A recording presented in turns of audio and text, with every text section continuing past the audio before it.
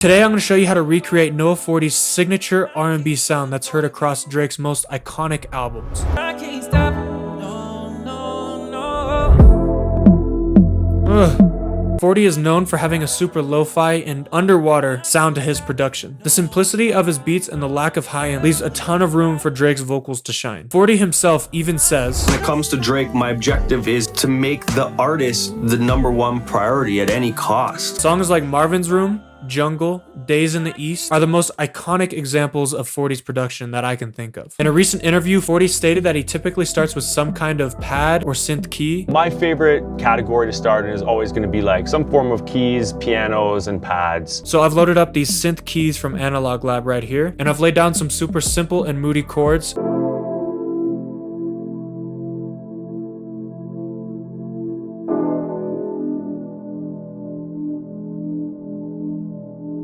This sounds good on its own, but I wanted to fill it out and add some more texture, so I grabbed this Pad Thoughts preset. All I did was copy over the same exact MIDI, and this is what that sounds like.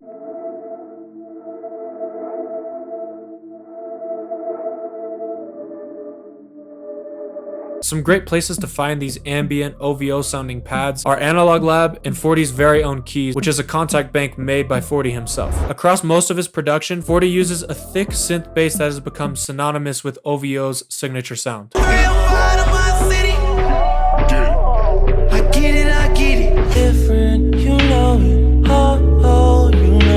To recreate that sound, I've grabbed this bass from the Arturia Mini V, and then I just copied the root notes from the chords earlier and came up with this pattern.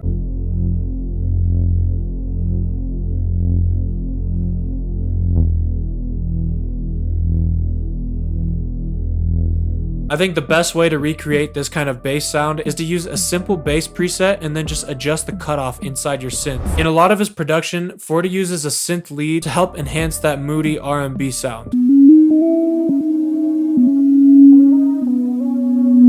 To get this kind of lead sound, I would just recommend going into Analog Lab and finding a super simple lead preset, and then make sure that it has glide or legato turned on so that when you play it, you get that super smooth sound like this.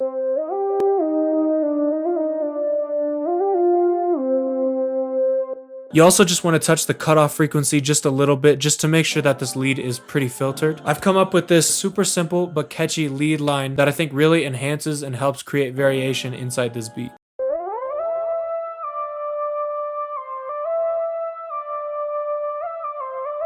The theory behind this lead is actually pretty simple. If you really look at it, it's just two notes. Got this F, going to this D, continuing over and over and over. And then I just put these other transition notes that are inside the scale. So you want to keep these melodies super simple, but add enough little accent and transition notes to make it interesting. If you like the sound of these synths that I've been using so far, I've made a free kit for you guys with all of these Analog Lab presets that I'm using in this video. I've also exported them as one-shots for those of you that don't have that VST. And it also includes some 40 inspired drum sounds that I'm going to be using later on in this video. The link is in the description to get that, so don't miss out. Another core element of 40's production is acoustic piano. He has a ton of tracks, including Marvin's Room, that have crazy piano outros and breakdowns throughout.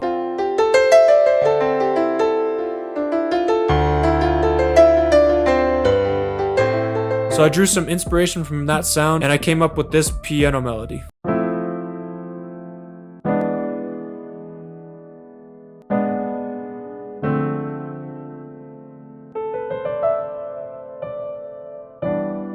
So as you can tell, it's the same chords as before. All I've done is added these little riffs and runs on top, which are just playing inside the same scale as the rest of the chords. There's really no thought behind them. You really just want to stick in the key that you're in and just freestyle some catchy melodies over the top of it. Now, for another essential part of 40 and Drake's sound, vocal samples. You can find countless examples of crazy vocals, but a couple of my favorite vocals are from Champagne Poetry, Pound Cake, and Do Not Disturb. These vocals right here are heavily inspired by Champagne Poetry, and bear with me because I can't sing and these vocals have no effects, but that's okay because we're gonna make it fire in the end. Tell me why I keep falling for you, I can't stop. To really bring this vocal to life, what I did is I sent this to my vocalist and he re-recorded all of the ideas I had. Tell me why I keep falling for you. I can't stop. No, I can't stop. No, no, no. So those vocals were sounding super solid, but there was too much going on for a main section of this beat. And as I've stated before, we want to keep this production very minimalistic and simple. So to make something simple enough to rap over, I chopped up certain parts of the vocal that I liked and I reversed them. And for the filter, I used Decimort 2, and this just really helped carve out some space for someone to be able to rap over this beat. This is what those reverse vocals sound like in our beat.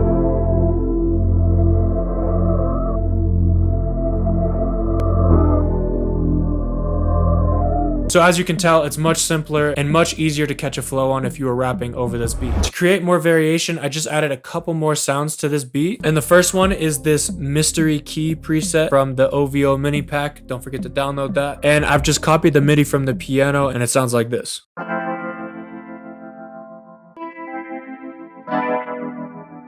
And finally, I headed over to Expand 2 and grabbed this double bass. And I just copied the bass line from before and added a couple more transition notes. Tell me why I keep falling for you. I can't stop.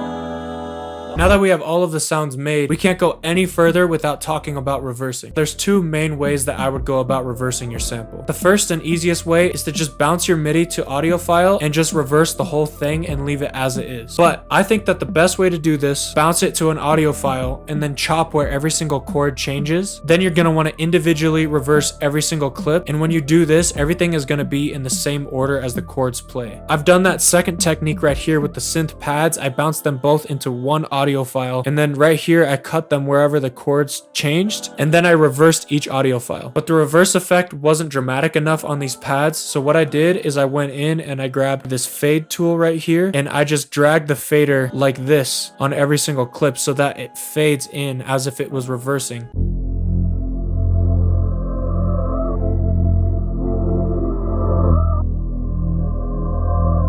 I would highly recommend reversing your pianos, synths, and vocal chops. It'll give it a really cool and authentic Drake sounding vibe if you use it in the right places. So now that we've got all of the melodic elements finished, let's get into adding some drums. 40 himself says that he typically only uses 2 sounds. I'm a minimalistic drum programmer. I often use one kick and one tom. So we want to keep this in mind with our drum programming and keep it very minimalistic and simple. If you listen to one of Drake's most iconic records, Cups of the rose. it really leaves a lot of room for Drake to shine and create his own rhythm within the beat. Using the drum sounds from the mini kit that I have in the description, I came up with this very simple pattern.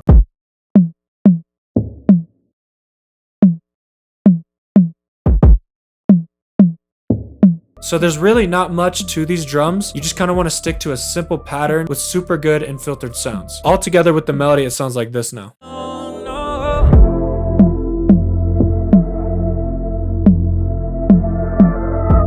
Now that we have all of the elements of the beat done, let's get into the arrangement and finishing the beat. In almost all of his production, 40 creates a story and a continuously evolving piece of music while still keeping it simple. The key to making a simple and minimalistic beat like this, when you have a lot of different elements and sounds, is arranging them out into different sections. So for the arrangement of this beat, I start right here with the intro, and right here there's nothing filtered. It's super in your face and ear catching. Tell me why I keep falling for you.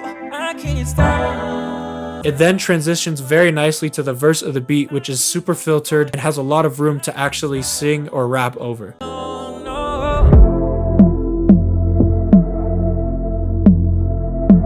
For the last section of the first verse, I brought in the piano and the synth lead, and I really think that this helped fill out the whole beat and give it a lot more energy and presence.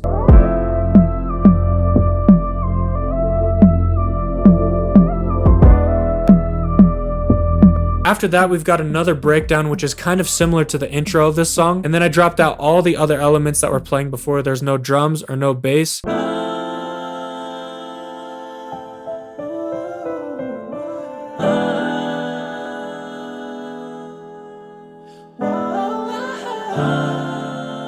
After this short breakdown, we go into verse 2. And for this verse, what I've done is taken out a lot of the elements that were in the first verse, and I've half-timed the drums, and this is what that sounds like.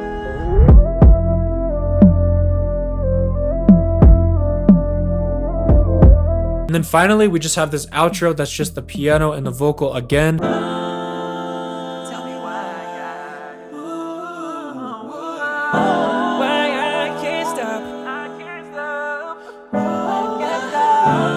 Now that we've got the beat finished, here's a couple key takeaways that we can learn from Noah 40's production. The first one is to keep it as simple as possible. You really want to leave enough space for the artist to shine. To achieve that Noah 40 and Drake sound, you should experiment with filtering and reversing your sounds. And the last thing is to arrange all of the elements to create a story rather than just a beat. And also keep every section as simple as possible to leave as much room for the artist. Quickly, I just want to remind y'all to join my Discord. I'm putting free loops in there every day. I'm doing free collabs, giving out free advice, placement opportunities, all that jazz. Link is in the description for that, so don't miss out. That's it for this one. Don't forget to download the free kit. Give this video a thumbs up and subscribe if you've learned anything, and I'll see y'all in the next one.